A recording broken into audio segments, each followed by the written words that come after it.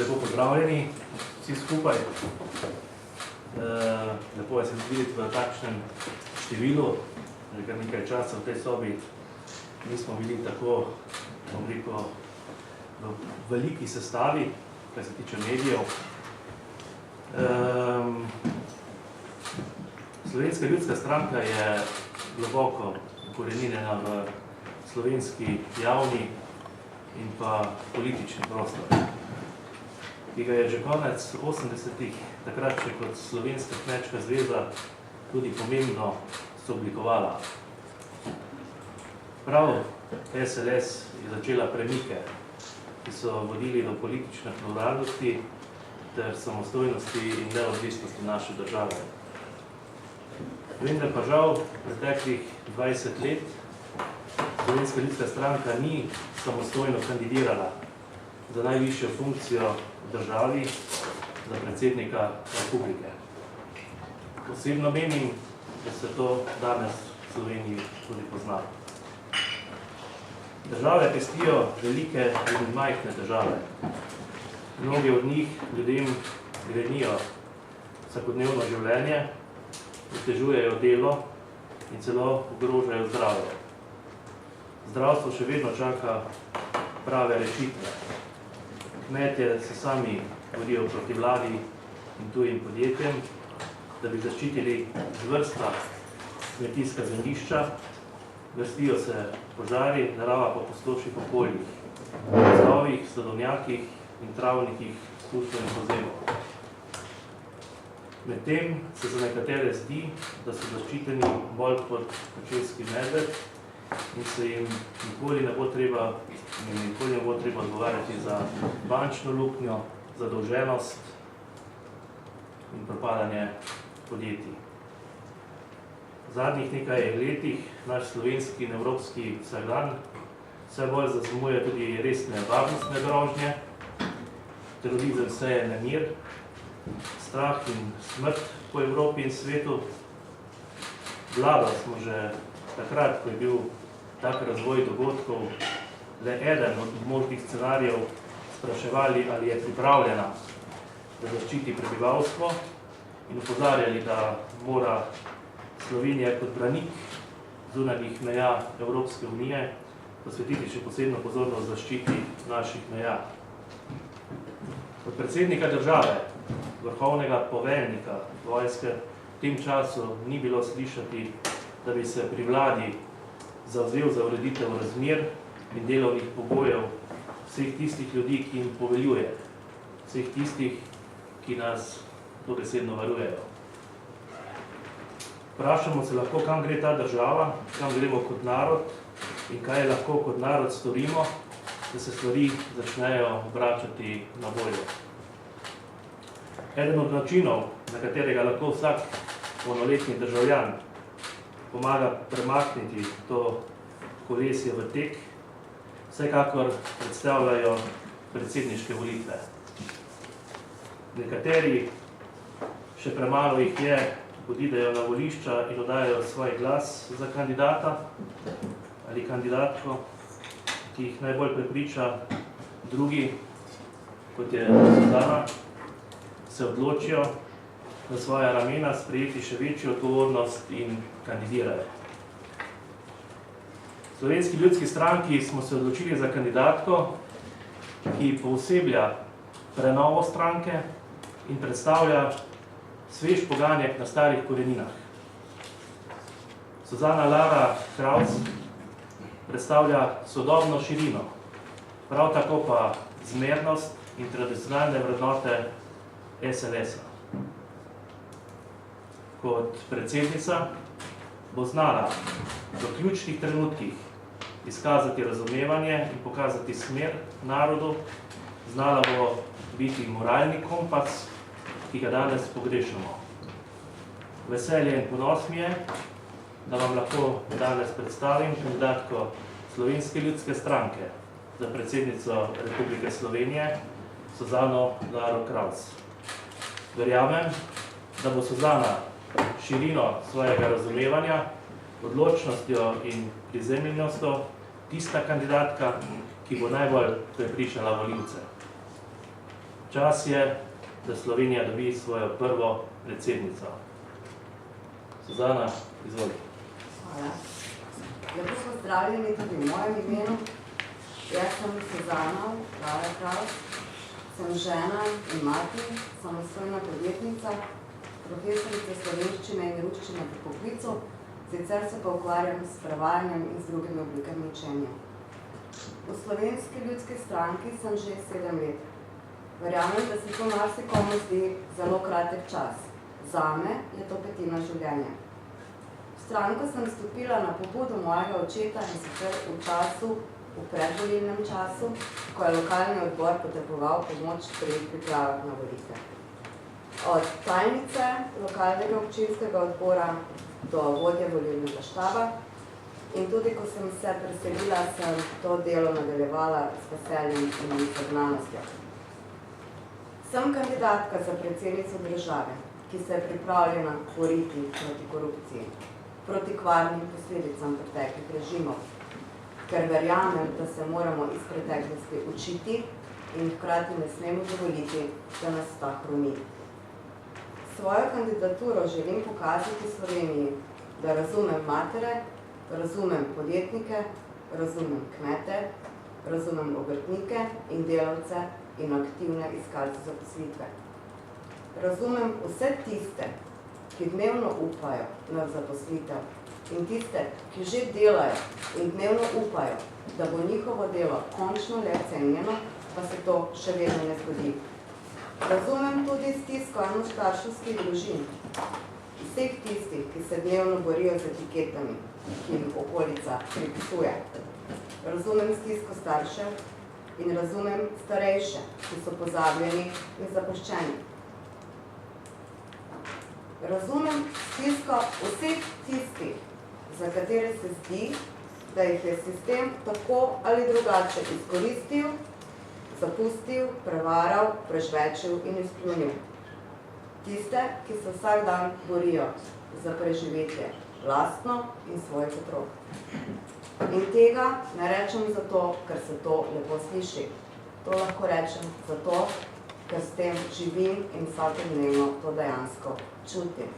Jaz verjamem, da politiki, ki so naseljeni v babilonskem stolpu politike že 20 in več let, imajo več izkušenj. Mislim, da vedo, kako ljudje živijo, že dolgo pa tega ne čutijo, ker jim tega čutiti ni bilo potrebno. Kot mati in samostojna podjetnica, jaz ta vsakdanji boj zelo dobro poznam. In zato sem se pripravljena boriti za boljše življenje ljudi. Ta cilj in to razumevanje bom kot predsednica v ključnih trenutkih ponudila kot kaži pot tej naši ljubi, lepi državi, za katero se včasih zdi, da tava v temi in zaman čaka luč svetilnika v daljavi. Verjamem, da ima Slovenija še veliko neizkoriščenega potenciala, iz katerega lahko, če začnemo ravnati kot dobri gospodarji, naredimo največ. In verjamem, da je čas za žensko, ki zna delati s svojimi rokami in ima srce še vedno na pravem mestu.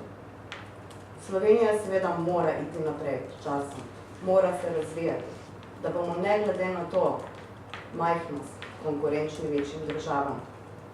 Pri tem moramo upoštevati dobre sosedske odnose in moramo razvijati diplomatske odnose znotraj Evropske unije in širše, ker smo svojim otrokom dolžni mir. Nikakor pa ne smemo pozabiti, kdo smo in odkot prihajamo. Ne smemo pozabiti na lepo slovensko besedo, na kruh palik, ne smemo zanemarjati svoje kulture in tradicije in ne smemo zanikati ali brez premisleka prodajati tega, kar je naše. Potrebno je urediti mnoge družbene podsisteme, začenši z zdravstvom, vzpostaviti povezavo med izobraževalnim sistemom in gospodarstvom. V tem trenutku imamo veliko deficitarnih poklicov in na drugi strani imamo veliko množico visoko izobraženega kadra, ki je žal nezaposljiva na domačem trgu. kar povzroča beg možganov. Omogočiti moramo okolje, v katerem podjetja lahko vlagajo v razvoj, ne pa se vsakodnevno borijo samo s tem, ali bodo sposobni plačati dajatve. Uravnotežiti moramo socialni sistem. Poskrbeti moramo za starejše, kajti popolnoma narobe je, da so ljudje, ki so delali in garali vse življenje, sedaj spopadajo s tem, kolikokrat na mesec lahko, če sploh jedo meso. Urediti je treba nujno v tej državi, enkrat za vselej, status gasilca. In ne nazadnje, poskrbeti moramo za slovensko kmetijstvo, ki ohranja krajino in zagotavlja samooskrbo. Zavedam se, da nešteto področji, vsa ta področja in odločitve o njih spadajo v parlament in vlado. Vendar verjamem, da mora biti predsednik države moralni kompas državljanov. Zato se mora najprej sam zavedati težav, s katerimi se njegov narod spopada. Njegova naloga je, da odpira in spodbuja dialog o ključnih težavah, s katerimi se spopadajo ljudje, s katerimi se spopada država, v kateri živimo. Šutiti mora in delati srcem in voljo in zagnanostjo in drznostjo. Brez preračunljivosti. Delati mora enako za vse, kot je določeno v Ustavi Republike Slovenije. Da pa to dosežeš, se moraš najprej zavedati, da imamo dve ušesi in samo ena usta. Da je treba najprej poslušati, tudi slišati, razumeti in se šele potem odločiti. Mislim, da so vsi ljudje, ključno z mano, zato sem danes tukaj, že siti politike, ki se ukvarja samo s seboj, namesto z ljudmi. To želim spremeniti. Naloga predsednika je, da se v primerih, kot je Lex Frank in še mnogi drugi, hitro in odločno postavi na stran naroda, na stran davkoplačevalcev in oškodovancev. Očetje naroda se do sedaj niso izkazali, pa so imeli še kar nekaj časa. Čas je za žensko, ki tega morda ni videti, a vseeno zna povzdigniti glas in udariti po mizi. Takšno, ki zna sama skuhati marmelado, vložiti kisle kumare, vmes okregati otroke, kadar je to potrebno, in vse to počne brez prisotnosti kamere. In ko vse to počne, vmes premišljuje o usodi in prihodnosti naroda in svojih otrok. In seveda takšno, ki pravljice za lahko noč bere svojim otrokom, ne pa odraslim volivcem. In takšno, ki se zaveda in čuti, da je Slovenija veliko, veliko več kot prestižna. Doseči želim, da dobijo priložnost novi obrazi, nove ideje za svežo politiko, s tradicionalnim zavedjem in podporo delovnih ljudi. Skrivnost dobrega voditelja je v tem, da je sposoben priznati svoje manke in v sodelovanju povabiti prave ljudi, saj nihče ne ve prav vsega. Meni očitajo, da nimam političnih izkušenj. Res je, jaz nisem politik. Sem ponosna na to in mislim, da je v tem moja prednost, ker sem ena izmed množice ljudi. Mati, privatnica s kmečkimi koreninami, razmišljajoč in kritičen posameznik in zavedna Slovenka. In želim ponuditi Sloveniji možnost na teh volitvah. Možnost, da izbere nekaj drugega ali da ostane vse tako, kot je bilo do zdaj. Skrivnost dobrega voditelja je tudi v tem, da zna povezovati in sodelovati. Je mediator, ko je to potrebno. In odločno zagovarja svoja stališča, ko situacija to zahteva. Ena sama mravljica ne zgradi velikega mravljišča, ki bo sposobno vsem vremenskim razmeram. Zato bom kot predsednica vse svoje sokandidate in vse druge, ki želijo sodelovati in izraziti svoje mnenje, povabila k sodelovanju, da predlagajo in pomagajo. To si lahko privoščim z vso iskrenostjo. Prav zaradi tega, ker v moji zgodovini ni politične preteklosti. In v moji zgodovini ni roke, ki roko umije. In v ponos mi bo voditi naš narod. Hvala lepa, Suzana. Zdaj smo tudi na voljo za prebitna vprašanja, tako da izvolite. Če še na kaj ni bilo upozorjeno. Če lahko partek čisto formalno zove Tomaž Celestina, Radio Slovenija, zbirali boste podpise, glede na 3000 podpisov ste jih že začeli zbirati, kako zadeve avtora. Kako se boste lotili kampanje, tudi glede na to, da vsaj aktualni predsednik, bom rekel, letvico zelo visoko postavlja tudi za opaznost. S čim, kako nagovarjati volivce ob seveda tem, kar je pa vaše izhodišče? Hvala lepa. V vseh formalnih pogojih v zvezi z vložitvijo oziroma pripravo kandidatur smo vse korake do zdaj izpeljali, razen tega, kar ste ga omenili, se pravi zbrani podpisi. Mi bomo v zelo kratkem času imeli dovolj podpisov, podpisi se že zbirajo v okviru stranke, ki veste, da je terensko dobro organizirana.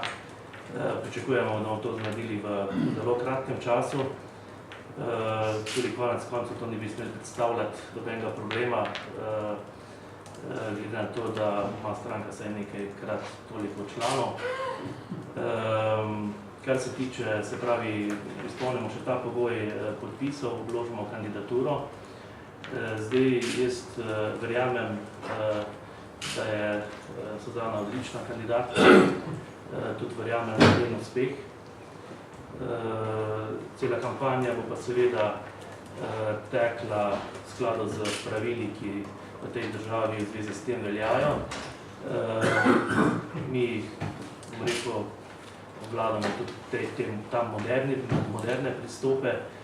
Vsekakor ne bo to draga kampanja, glede na to, da smo se že v preteklosti naučili in vemo, da samo z denarjem se ne zmaga volitev. Bo pa dinamična, zanimiva. Verjamem, da bodo tudi zanimiva soočenja.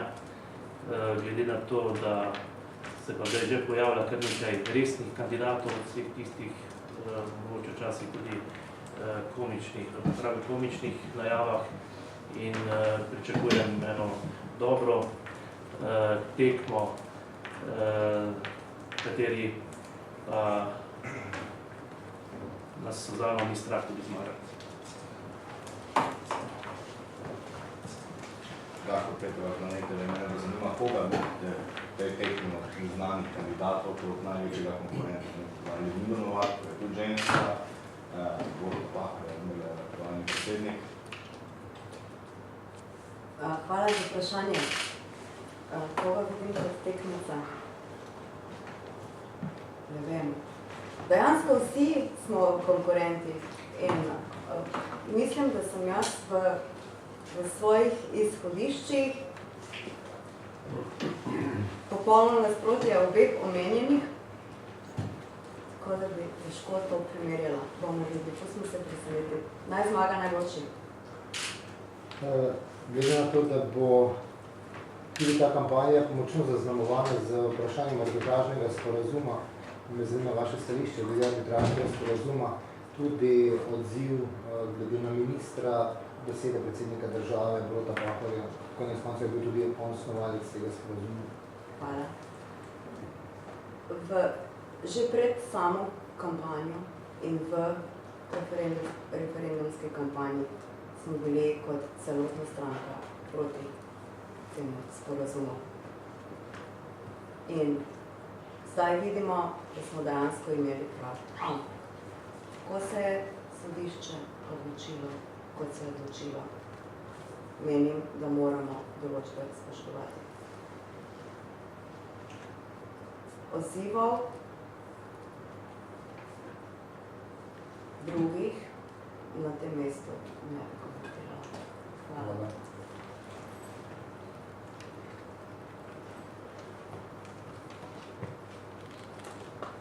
Še kakšno vprašanje morda? Če ni, se vam iskreno zahvaljujem za udeležbo. Suzana, tebi hvala lepa za predstavitev in vsem skupaj še seveda prijeten dan, če pa še kakšna individualna izjava ali pa kak fotošut, mislim, da bo še hvala lepa.